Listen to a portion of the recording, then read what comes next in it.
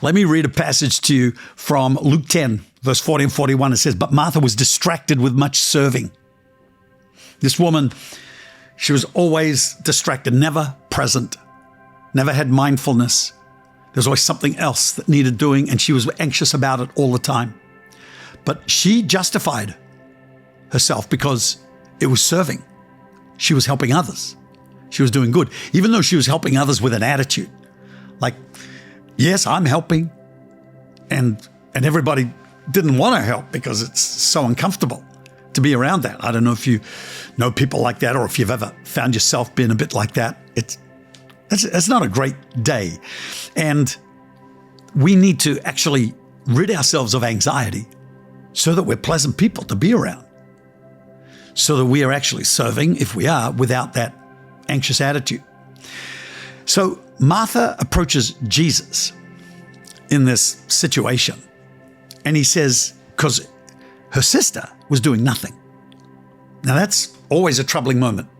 When you're trying to prepare a meal for Jesus, and he's got maybe 70 people traveling around with him, including his 12 disciples, and you're rushing around in a distracted mess. Your hair's fallen out.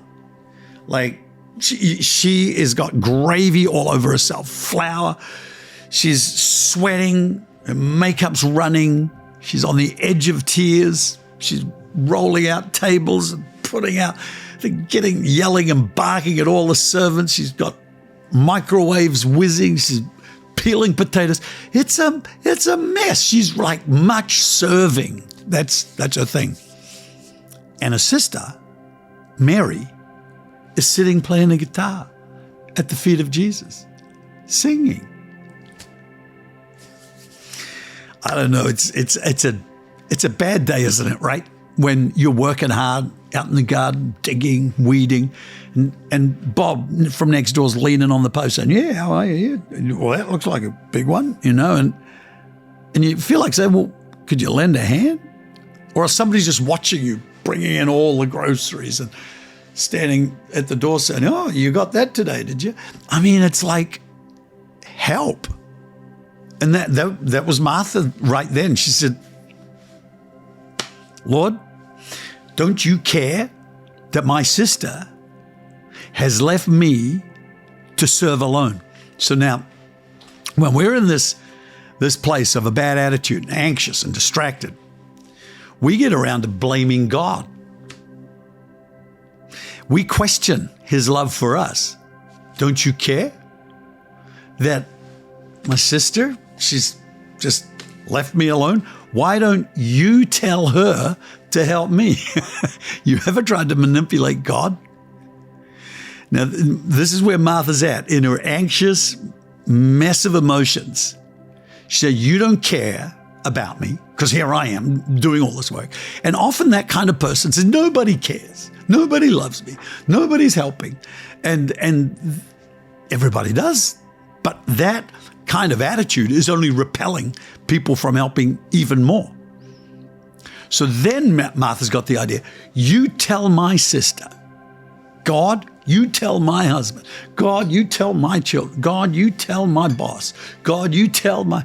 And firstly, she's wanting the Lord to do something that she should have the conversation about. But it's like trying to get God to be your hitman. Trying to get God to go around fixing up people, tuning them up on your behalf. The Lord doesn't respond to that prayer. Therefore, tell her to help me. And Jesus answered her and said, Martha, Martha. Hey, friend, if the Lord ever repeats your name, duck. The next statement is it's going to be helpful, but maybe painful too. Martha, Martha, you are worried and troubled about many things. And so he's trying to identify her problem. Why, not trying, he does identify her problem, diagnoses it, and then says, I'm not going to change your sister. She's chosen the good part, which is an undistracted, unworried life of worship, praise, and devotion. And out of that, life flows easily. She's not distracted. She's living a simple devotional life to God. You're thinking, Martha, that it's very complicated, that it's very hard, that you've got to burn yourself out with much serving. And yet, that's a mindset. There's something wrong with your theology. There's something wrong with your philosophy of how you walk with God if you think that is what God is looking for.